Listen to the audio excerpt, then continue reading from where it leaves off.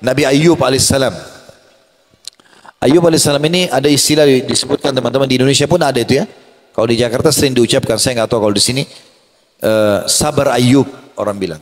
Saya sabarlah seperti Nabi Ayub.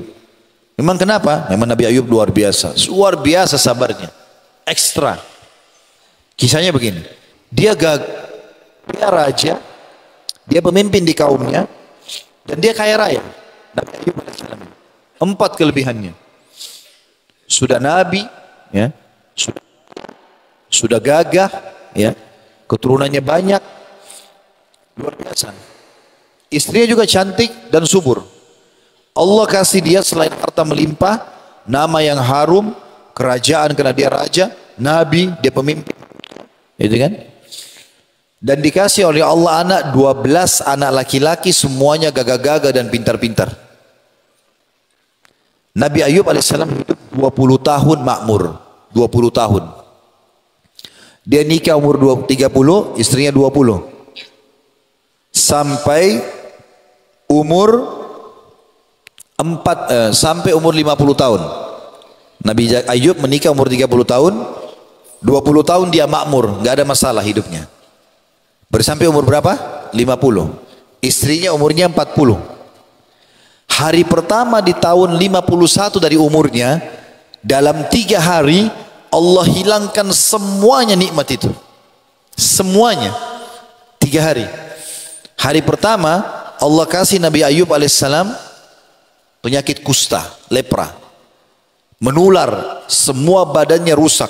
Dari kepala sampai kaki. Rambutnya rontok semua. Rambutnya rontok. Menular, semua kaumnya lari. Gak ada yang mau dekati Nabi Ayub alaihissalam. Hari pertama. Hilang semua ini. Orang dulunya tadi dekat, nyanjung, hilang semua. Pergi. Hari kedua. Dari umur yang 51 ini, anaknya yang 12 orang lagi makan di satu ruangan, rubuh atap rumahnya. Mati 12-12-nya.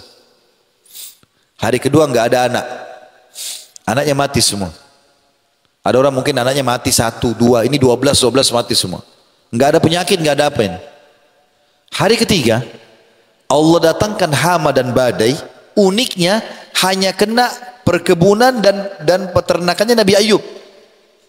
Kaumnya nggak ada yang kena. Semua ratusan unta sapi mati. Semua pohonnya habis kena hama. Dalam 3 hari habis semuanya. Tapi subhanallah, Nabi Ayub alaihissalam menyambut dengan senyum. Tidak pernah keluh kesah. Lisannya diam, tetap berzikir. Ikhtiar ya. Dia coba berobat tapi nggak pernah keluh kesah. Istrinya juga tinggal sama dia. Cuma berdua. Nggak ada orang temani sama sekali. Berjalan kurang lebih 18 tahun. 18 tahun tidak ada keluh kesah.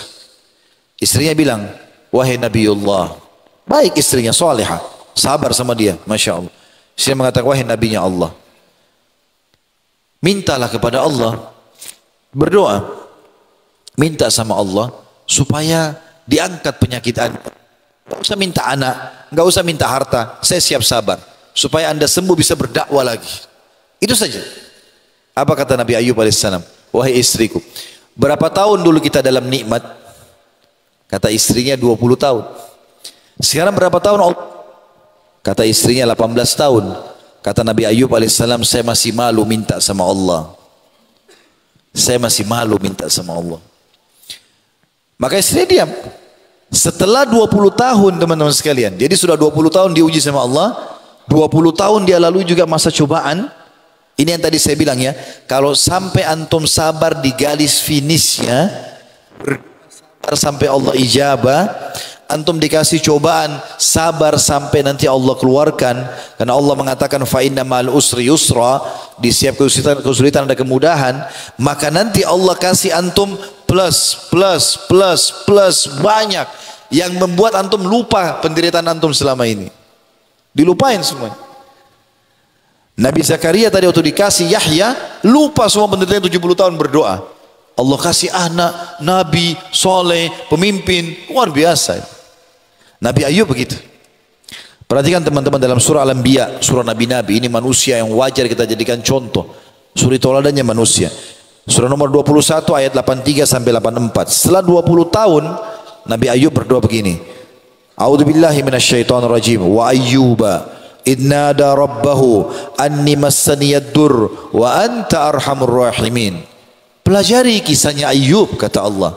Sewaktu dia berdoa dengan Tuhannya, dia mengatakan, wahai Tuhanku, aku telah ditimpa sakit ini, tapi kau zat yang maha penyayang.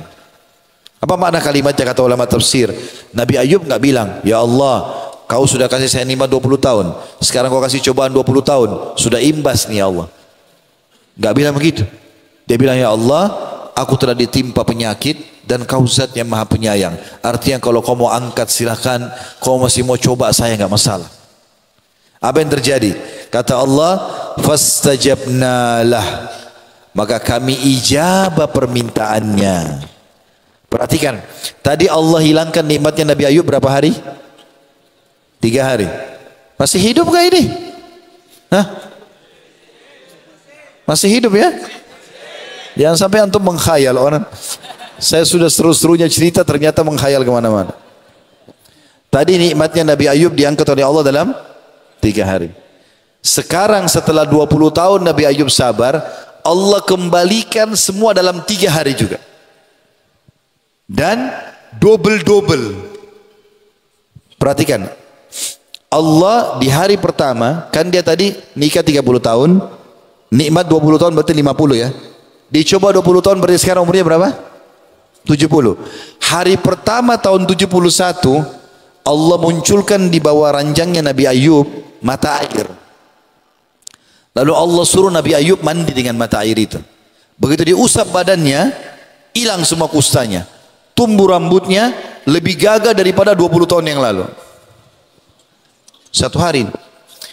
Hari kedua, kaumnya dengar semua, oh Nabi Ayub sudah sembuh. Datang semua. Apa yang mereka lakukan? Seperti kita biasa kalau orang datang kepada tokoh masyarakat. Ada yang bawa unta 3 ekor, ada yang bawa sapi 5 ekor, ada yang hadiahkan kebunnya karena gembira. Gara-gara hibahnya orang ini, pemberian orang, maka hartanya Nabi Ayub di hari kedua itu lebih banyak daripada 20 tahun yang lalu. Pemberian orang, gak kerja apa-apa. Sampai sebagian ulama mengatakan Allah membiarkan kaumnya kerja 20 tahun kumpulin harta untuk Nabi Ayub. Nabi Ayub dicobaan, mereka kasih semua itu. Kekayaannya double.